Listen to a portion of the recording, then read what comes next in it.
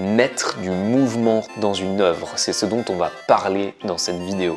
Il y a quelques semaines, je suis allé à Albi. Oui, je sais, ça peut paraître incroyable. J'étais au musée Toulouse-Lautrec.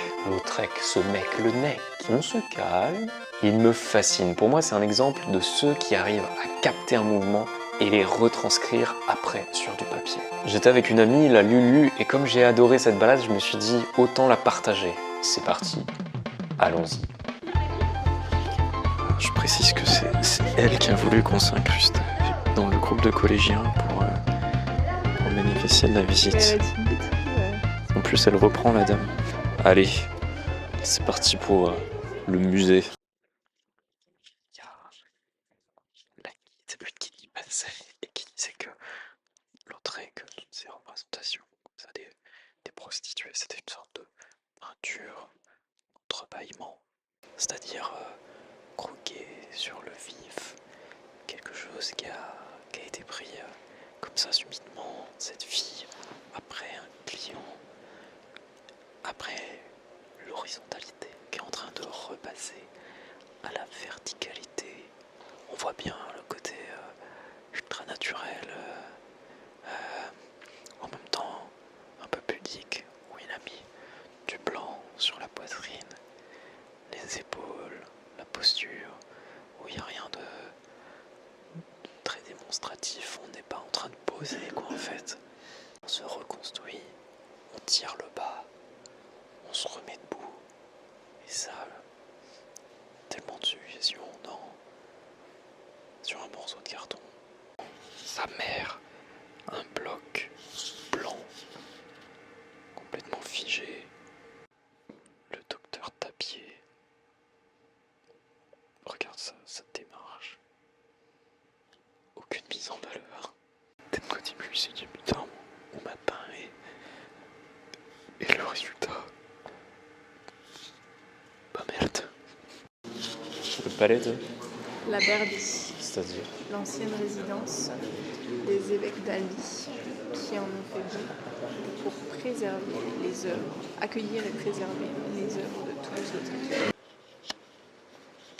Il allait complètement à l'opposé de ce qu'on pouvait attendre d'un peintre à l'époque, qui allait peindre des prostituées, qui allait représenter des prostituées. Lui, tout ce qu'il montrait, c'était du naturel, du mouvement, des choses croquées, finalement assez rapidement. Parce qu'il faut dire qu'il habitait en même temps dans la maison close. Il voulait faire ses représentations. Il côtoyait les prostituées, il voulait faire leurs représentations. Et finalement, la meilleure solution qu'il a trouvée ou qui lui a été proposée, c'était de habiter les maisons closes.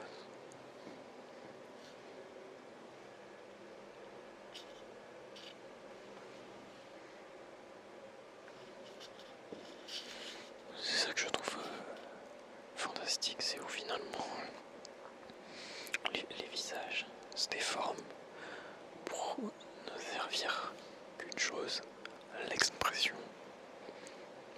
Rien de plus. En fait, cette recherche de l'expression devient pour moi l'esthétique.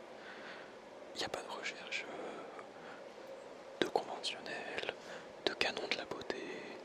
Non, c'est juste on sert pour aller droit au cœur, pour aller droit au témoignage d'un moment. Et ça, c'est bouleversant. En tout cas, c'est les artistes personnellement sont les plus chers à mon cœur. À ce qui paraît, 80% des clients du musée viennent pour les affiches. Et les affiches, c'est pas, je trouve, le plus fascinant dans l'affaire, mais si. En fait, ce qui est fort, c'est qu'à l'époque, il avait déjà compris des arguments marketing extrêmement forts et qui se sont pas perdus aujourd'hui. C'est-à-dire, qu'est-ce que c'est qu'une affiche ? Sa destination, c'est d'être vue par quelqu'un, mais vue. La personne qui la voit, qu'est-ce qu'elle fait ? Elle la voit de loin, elle la voit assez rapidement, elle n'a pas le temps.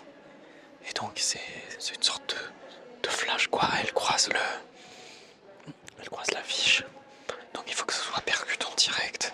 Et lui, ce qu'il faisait, c'est qu'il avait donc simplifié au maximum les affiches avec des couleurs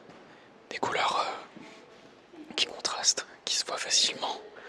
et des personnages qui ont des expressions qui sont très reconnaissables ou qui, dans leur posture, dans leur habillement, sont très reconnaissables. Là, on a un bon exemple. Et en fait, qu'est-ce qu'il a fait? À la fin, elle est devenue juste des gants noirs. Des gants noirs. Et je trouve que le plus dingue, c'est là. En fait, il l'a même pas représenté. Enfin, il l'a décapité. Elle est là, mais il n'y a même pas sa tête. C'est incroyable. Aristide, le fameux Aristide avec l'écharpe rouge dans son cabaret. Voilà. Ou sinon celle-là. Clac, qu'est-ce qui se passe? Juste des couleurs. Un gros contraste. On voit ce qui se passe. En plein milieu, les jupons de la Goulue. On va dedans. Ok.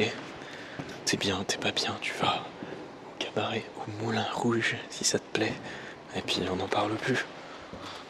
La messe est dite. Là, sûrement une de mes préférées. Le mouvement de ouf.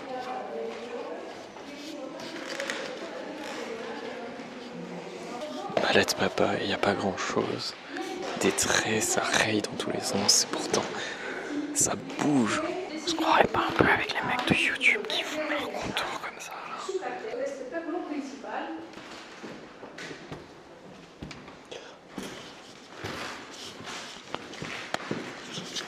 On est d'accord. Bon, elle s'est sauvée de la salle d'à côté. C'était soi-disant intenable. Non, mais en fait, c'est vrai. C'est imaginer le monde de la vie passer à un monde complètement endormi. Là, on avait le Toulouse où ça bouge dans tous les sens, où il y a des rayures, où même s'il aimait pas son support, finalement, il arrivait avec du papier, un crayon, du carton, les pastels, peu importe, à faire en sorte que ça bouge. Et là, voilà, il a été sans pitié en le mouvement, l'émotion. Quoi d'autre ?